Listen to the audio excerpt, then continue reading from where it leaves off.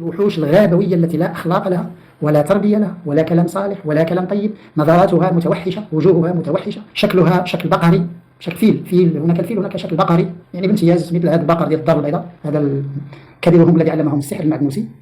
من الحبال ديال الحصيره في مراكش جيتي للدار البيضاء تضحك على عباد الله تكتب السحور، ودابا وليتي عالم. الشيخ المعدنوسي راه خاوي، راه سطل، بلا ما نطولوا، راه الدكتور فايد هذا.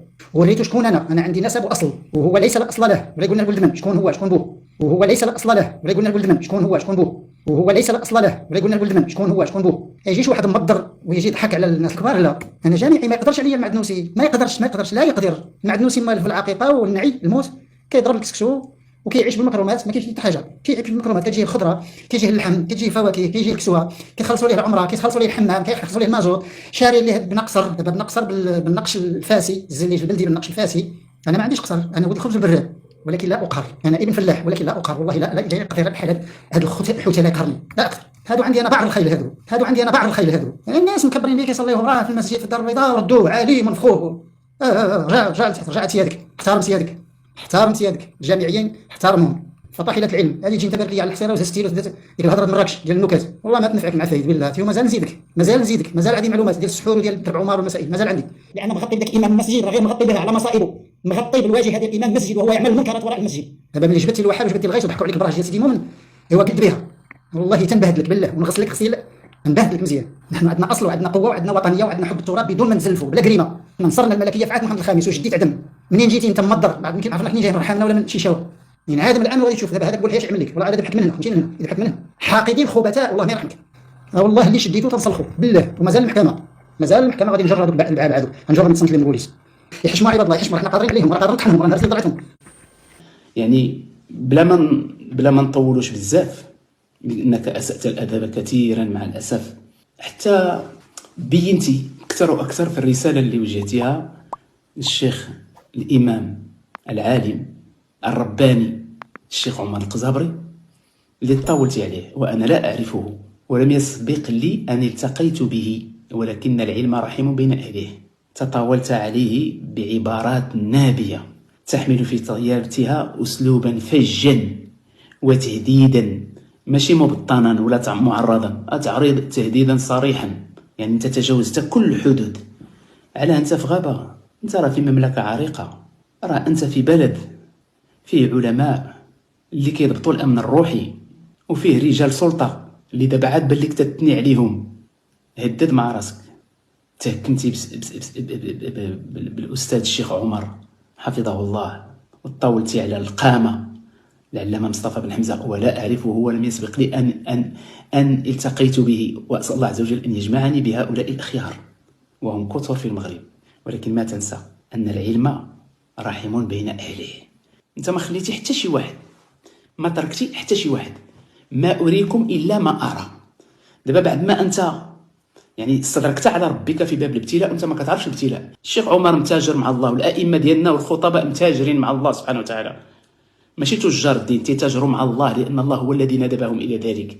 هل ادلكم على تجاره تنجيكم من عذاب اليم؟ ان الذين يتلون كتاب الله واقاموا الصلاه وانفقوا مما رزقناهم سرا وعلانيه يرجون تجاره لن تبور. والله لن نسلم اخواننا. اسمع الشيخ النبي صلى الله عليه وسلم في الحديث الصحيح: من حمى مؤمنا من منافق أراه بعث الله له ملكا يحمي لحمه من النار.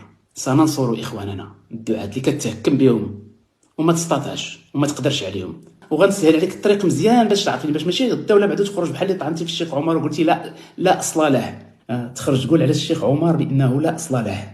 راه الشيخ عمر مظلوم، والله الذي لا اله غيره. شتي ويرفع الشيخ عمر اكف الضرع الى الله عز وجل، الله يستجيب للمظلوم. يقول النبي صلى الله عليه وسلم: اتق دعوة المظلوم فإنه ليس بينها وبين الله حجاب، يرفعها الله فوق الغمام ويقول: وعزتي وجلالي لأنصرنك ولو بعد حين. أهل القرآن هم أهل الله، واش ما عرفاش؟ إن لله أهلين، الماهر بالقرآن مع السفرة الكرام البررة. الشيخ عمر كيحبر القرآن تحبيرا، والحمد لله، اللهم لك الحمد. انظر إلى الحفاظ في ربوع مملكتنا المغربية والمنازل الأولى اللي كيتبوؤوها، هنيئا لهم، رفعهم الله بالقرآن الكريم. الشيخ عمر رجل درويش، الشيخ عمر حويطة، الشيخ عمر داخل سوق راسه، وليس على لرياء ولا إلى سمعة. وطعنتي فيه بالباطل وبالزور، طعنتي فيه وكتذكر زعما التفاصيل كانك انت عندك الحاله المدنيه ديال الشيخ، وعندك التصريح بممتلكات ديال الشيخ والارصده ديال الشيخ والحسابات ديال الشيخ. انت بغيتي دائما الشيخ يكون زعما دائما يعني في نظرك عايش عالة على الناس. الشيخ زعما كيمد يديه ديال للناس. راه النبي صلى الله عليه وسلم تيقول الحكيم بن حزام: لأن يحتطب احدكم حزمه من حطب ثم يبيعها خير له من ان يسال الناس اعطوه او منعوه. الناس عندهم العفه، غير باش تعرف، ومن يستعف يعفه الله.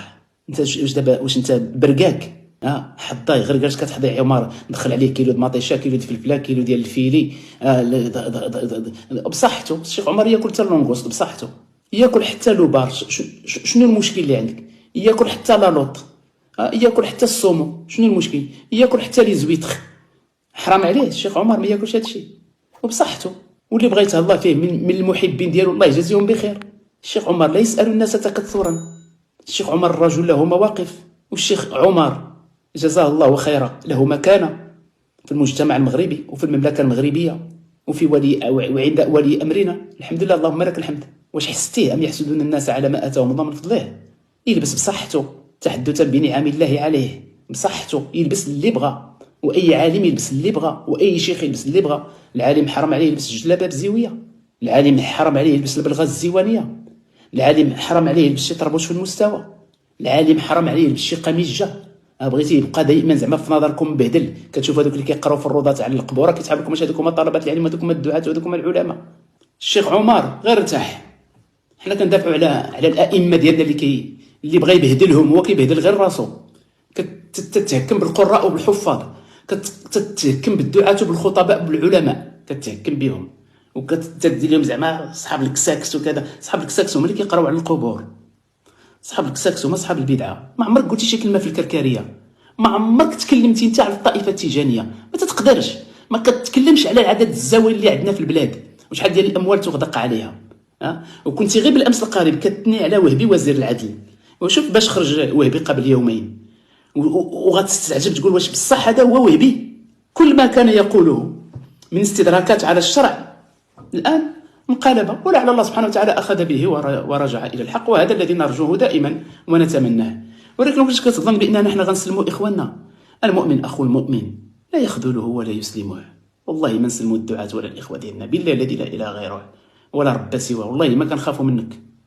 عندك صحاب باش تدخل لنا بالمحكمة، والله ما تدخل لنا بالمحكمة. الحرية ديالنا فداء هذا الدين وفداء رسول الله صلى الله عليه وسلم. غير باش تعرفها، الروح ديالنا رخيصة للمولى تبارك وتعالى ولهذا الدين. الوطن ديالنا كنحبوه، ما تعطيناش دروس الوطنية.